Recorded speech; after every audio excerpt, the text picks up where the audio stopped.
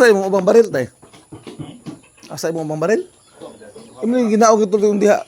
Ay. Out ka dito. Ako mo gibutang diya sa dili pa sila. Tuwa dito gibutangan dito.